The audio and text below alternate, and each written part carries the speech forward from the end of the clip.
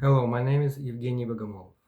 Dear members of the examination community, my thesis focuses on the question of whether the term of Neo-Buddhism can be applied to the philosophy of Vidya Dandarovich Dandaron, who was the Russian Buddhist teacher and Buddhologist of the Soviet period.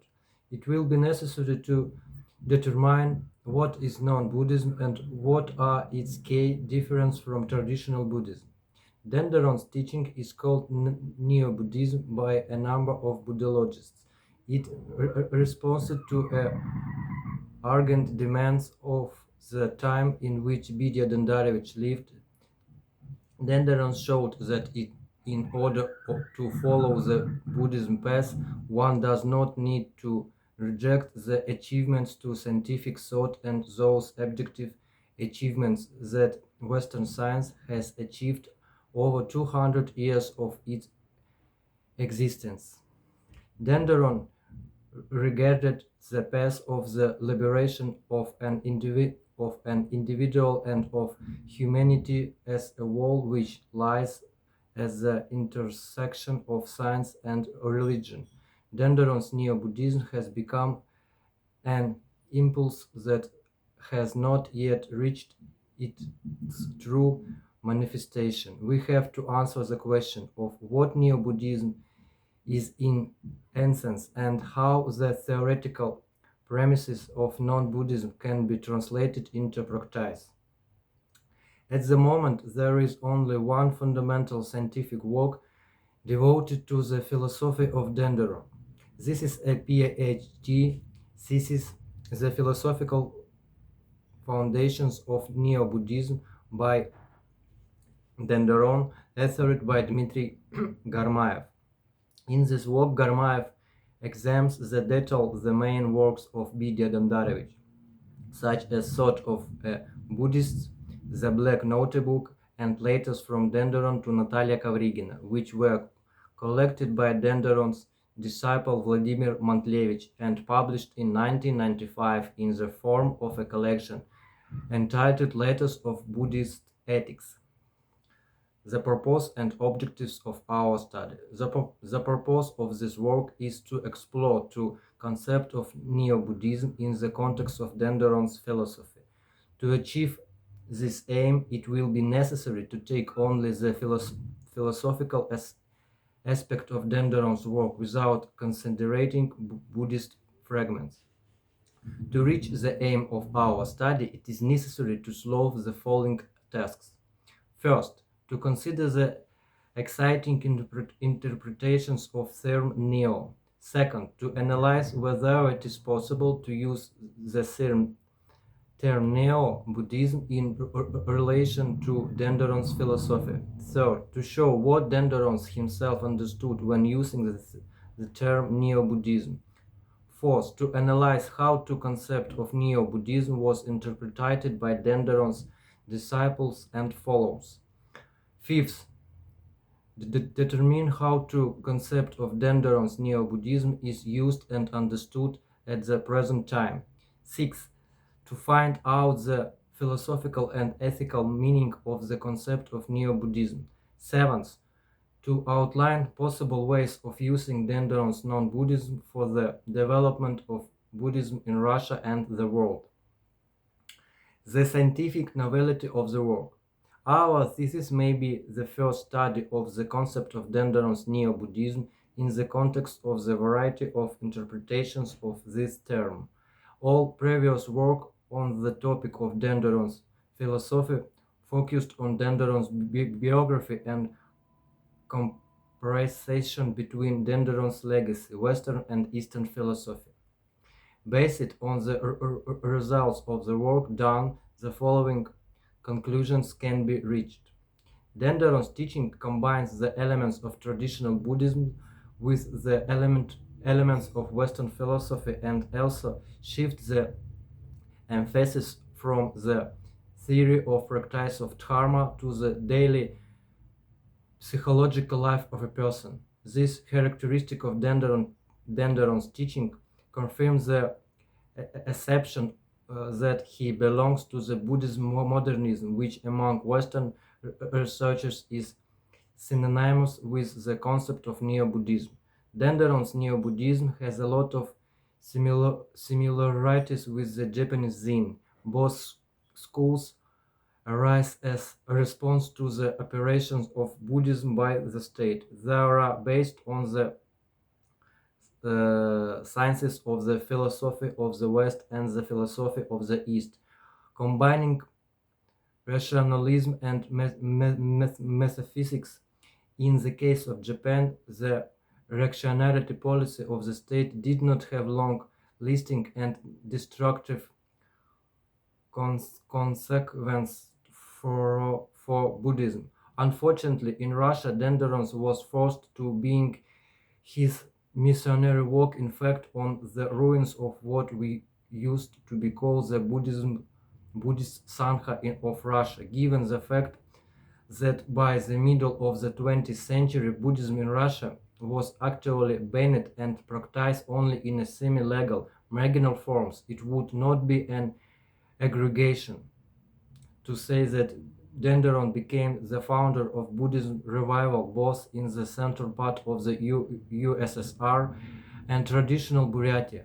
It is also proved that Dandaron, in tandem with Yuri Rerich, discovered Buddhism and instilled interest in it among the Russian intelligentsia. Dandaron disciples after Bidya Dandarovich departure continued his work as catechists of Buddhism and religious philosophers. It is regard to prefix neo to the concept of Neo-Buddhism is defined as the revival of the Buddhist teaching. One should not understate the fact that Dandaron's teaching as well as the unique life path have not yet received proper scientific coverage, both in Russia and abroad. Dandaron's work are practically unknown to Western researchers, and his name is not included in the list of the founders of Neo-Buddhism schools. Excluding Dandaron from this series, the phenomenon of Russia Buddhism is not given proper attention. Also, this phenomenon is not only original but also has unique features that could benefit the development of Buddhism on a global scale.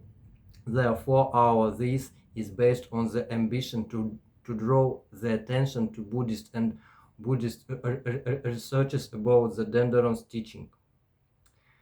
Having considered the assumption of the correlation between Dandaron's teaching and the theosophical legacy of Helen Blavatsky, one can come to the following conclusions. Within the framework of Russian religious studies concept often substituted Neo-Buddhism as interpreted by Vladimir Solovyov has a direct parallel to the Theosophical Society. A similar line of consideration of Neo-Buddhism has now been adopted by some Russian religious scholars.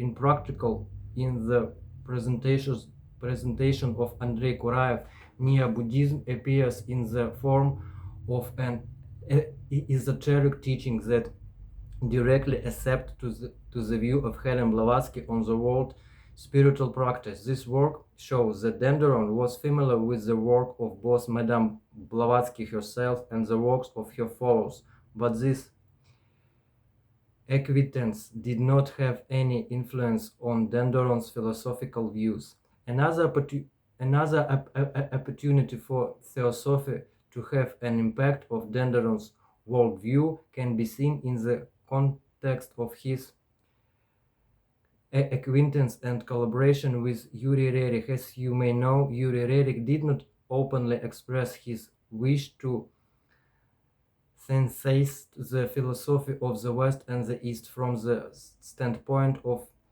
theosophy. Dandaron's letters and the memories of his friends do not reveal facts and could either confirm or deny Dandaron's effective involvement in the theosophical ideas of Yuri Rerich.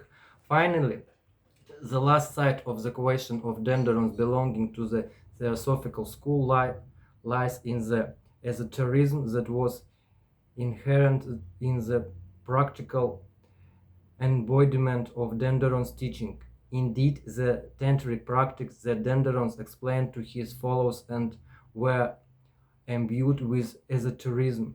This esotericism is not the invention of Dandaron or the sciences of the various spiritual practices, but the implementation of the Vajrayana practicing forms, traditional for branch of Buddhism. Dandaron's teaching imbued with the esoteric language established in Buddhism, but this only confirms his commitment to traditional Buddhism.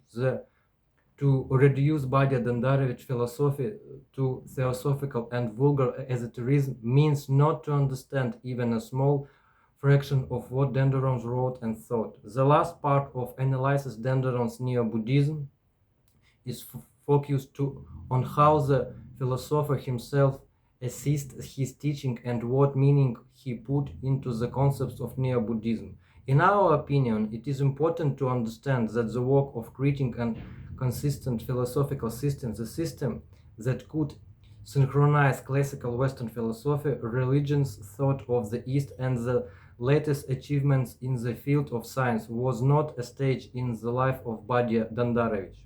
Dandaron tried to create philosophical system which he one way or another would make consistent with the teaching of the Buddha. This theoretical system was designated by him as Neo-Buddhism.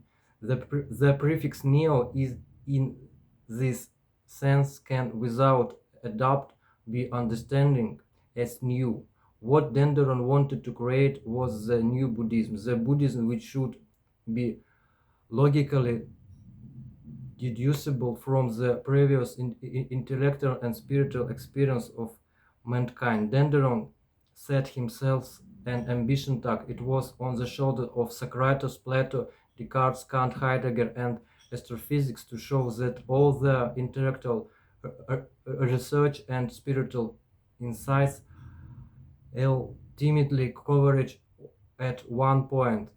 The gathering point of all human thought of Dandaron was Buddhism. The idea was to discover Buddhism for a person of Western conscience. Dandaron Buddhism had to build on foundations that could be perceived by the mental matrix of person of the Western mind. Has the philosopher ever managed to implement this idea? Probably not, rather than yes. Whether it was the public karma or the individual karma of Badya Dandarovich that pushed himself first to Buryatia and then sent his body to prison, one thing is indisputable. Dandaron planted a Buddhist seed in fertile soil. His teaching found the strength of energy to continue the work of the teacher, namely to bring Buddhist ideas to people. The second important fact is that Dandaron wrote two brilliant texts in Russia, Thoughts of a Buddhist and the Black Notebook. These texts, along with the reference to Western philosophy, contain a compendium of basic Buddhism ideas and meanings. It may happen that in the distant future, Dandaron's name will stand on a par with the great Tonkava. After all, Dandaron's works are primarily short guides to liberation of the individual from the bondage of samsara, written in Russia for Russian people. Thanks for your attention. Goodbye.